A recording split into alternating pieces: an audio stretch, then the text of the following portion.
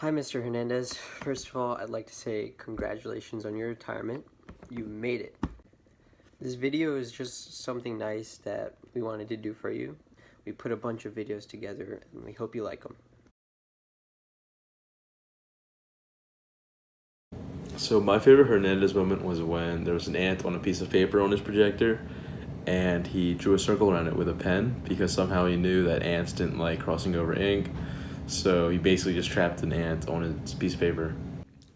Alright, my favorite Hernandez story is the time that in his class, Carlton dropped his lunchbox.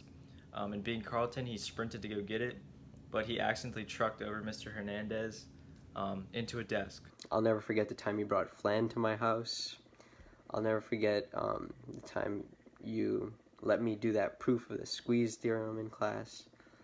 He helped me through all those crazy applications between junior and senior year, and he even helped me prepare for my interviews, the coolest scholarship, by lending me some ties, which I think is just kind of cool, because when's the last time your calculus teacher lended you your tie, you know?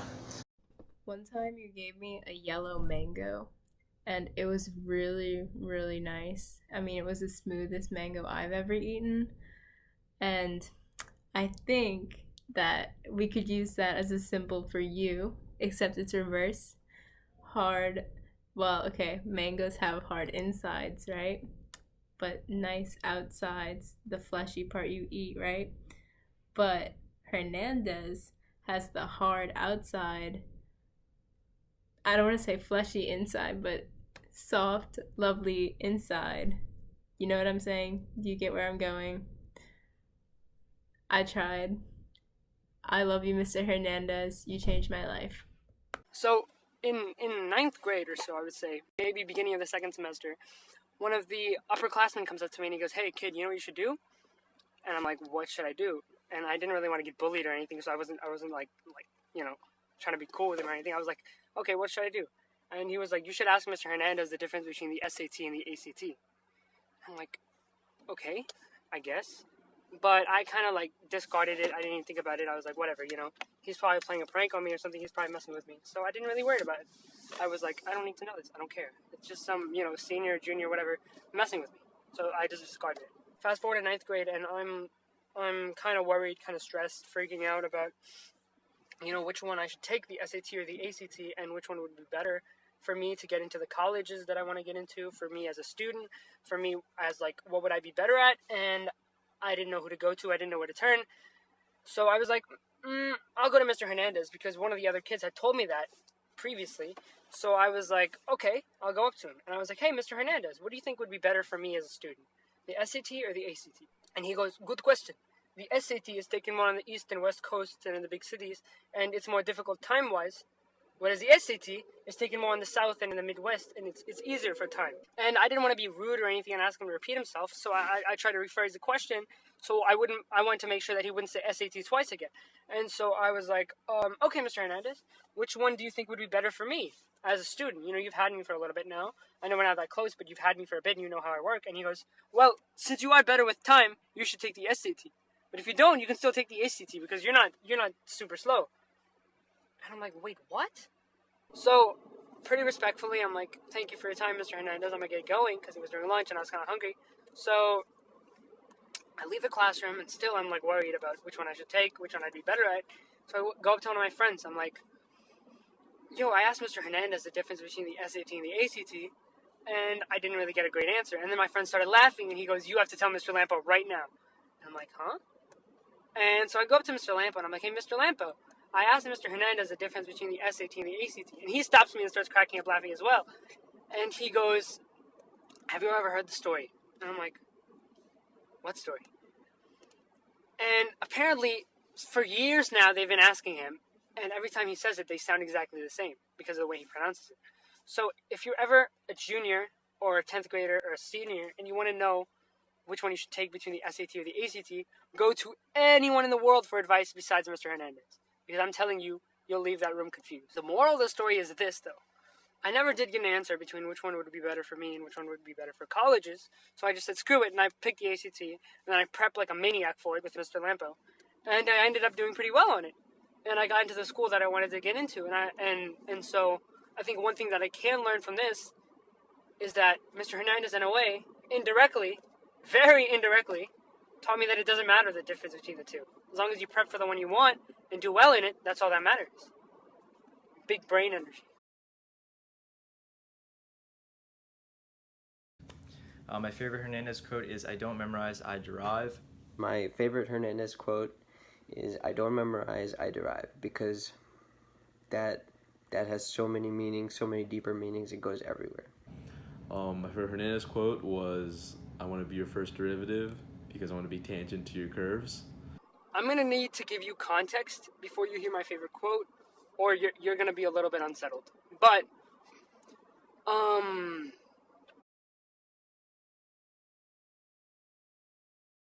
Your teaching style, your sense of humor, everything you did for me. You wrote my rec letters. I wouldn't be going to a school that I'm so excited about. Outside of class, it was the AMC. You helped Neil and me, like, we wanted to take the AMC, and Neil came to you, and you were like, sure, let's do it. And so we got that started. You told me about the LSU math contest, which we were able to organize. You gave me advice for the Mu Alpha Theta tournament. The random trivia facts you shared with me were conversations about the presidents. I enjoyed every bit of it.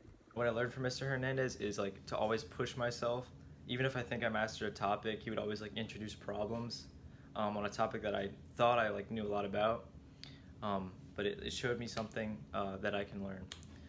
Mr. Hernandez inspires me in a lot of ways. He's one of those people who's extremely motivated and extremely dedicated to everything he does.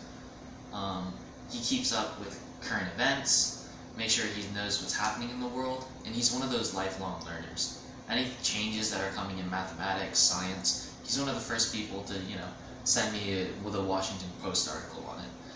And that doesn't just extend into those facets of his life.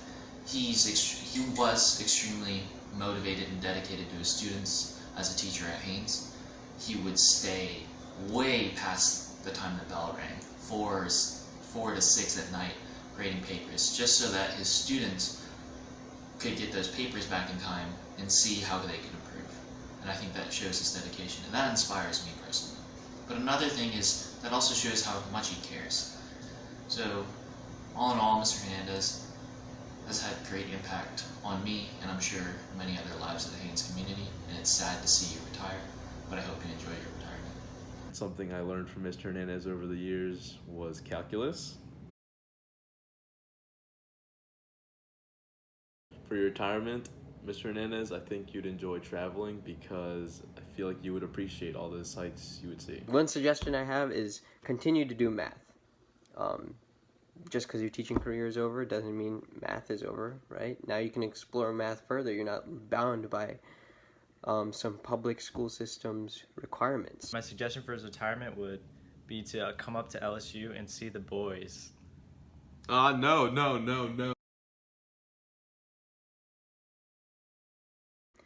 So thank you, Mr. Hernandez, and good luck with retirement. I hope you enjoy it. Hey, Mr. Hernandez, the very number 2 here. Congratulations on the amazing career, and your calculus class became one of my favorite classes, and you really motivated me to succeed, and your growths, like our grade would approach negative infinity, they really pushed me, and they made me want to do better in your class. So thank you for pushing me and motivating me and allowing me to persevere in your class, and you've really influenced me in a positive way. And thank you, and I wish you the best in retirement. Hi, Mr. Hernandez. It's crazy to think that you're not teaching calculus anymore, considering when infamous cornerstone your course. Okay, I'll start again. All right. Hi, Mr. Hernandez. It's crazy to think that you're not teaching calculus anymore, considering what infamous cornerstone of Haynes Academy your course was. But I, of course, very much enjoyed your class and volunteering for every question, much to the dismay of my classmates. But I wasn't afraid to have you embarrass me because I got a question wrong because, 1, I'm used to gamble. 2, I always made sure to have my work done properly. And 3, at least if you corrected me, I would learn something. And learn, we all did. Everybody knew, even if they didn't do well in your class, that they would ace the AP test because you were such a great teacher. And of course, I still enjoy the ragging of the students. I thought it, what's the word?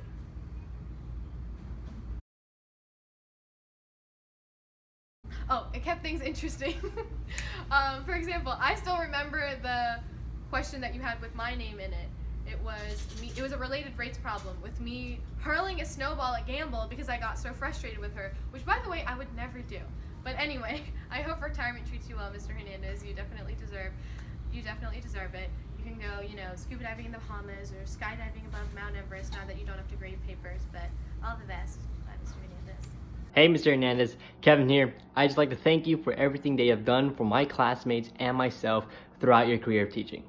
Anyone who has met you knows that you have a true passion for teaching, to truly benefit and touch the lives of your students, not just in the classroom, but beyond the classroom. All those New York Times articles, Business Insider articles, lectures you have given us about what's truly important beyond the classroom, we will all find that truly valuable. And Mr. Hernandez, your love for mathematics is beyond words. It's contagious.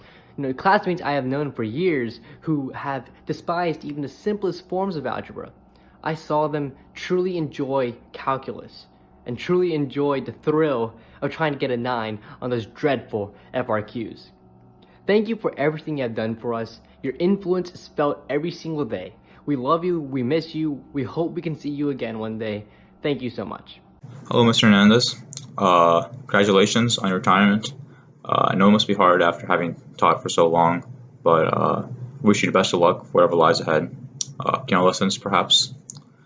I just want to thank you for being such a great math teacher and really being one of the few math teachers who appreciated math beyond the classroom, whether it was competitions like AMC's or just sharing interesting math books articles with me. And also, you also helped me see math as something more than a competition, as something I could use to help others. You made me better explaining math, teaching math. I think that's very important. You're also a great mentor, helping with my scholarships and my essays. Just giving me a sense of direction for what I want to do after high school. Because I had no direction and at the end of junior year, and I think you're a big part of motivating me and showing me a way. So thank you for everything. My only regret is that my sister won't be able to take your calculus class, but she'll have Khan Academy, and that's the same teaching tree, isn't it? Thank you again, and you may have retired.